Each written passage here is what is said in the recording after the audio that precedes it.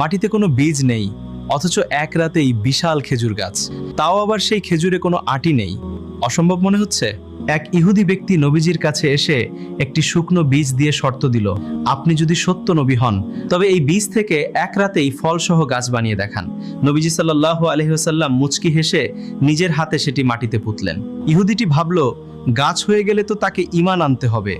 সে রাতের আধারে মাটি খুঁড়ে সেই বীজটি বের করে দূরে ফেলে দিল। কিন্তু পরদিন সকালে সেখানে গিয়ে তার চোখ কপালে উঠল। বীজ ছাড়াই একটি বিশাল গাছ দাঁড়িয়ে আছে এবং তাতে থোকায় থোকায় তাজা খেজুর। ইহুদিটি দৌড়ে নবী করিম সাল্লাল্লাহু আলাইহি ওয়াসাল্লামের কাছে গিয়ে জিজ্ঞেস করে, সব ঠিক আছে, কিন্তু ফলে বীজ নেই কেন?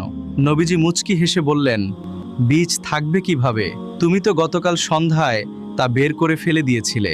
নবীজির এই অলৌকিক জ্ঞান দেখে ইহুদিটি তৎক্ষণাৎ কালিমা পড়ে ঈমান আনলো। সুবহানাল্লাহ। প্রিয় নবীজি সাল্লাল্লাহু আলাইহি ওয়াসাল্লামের শান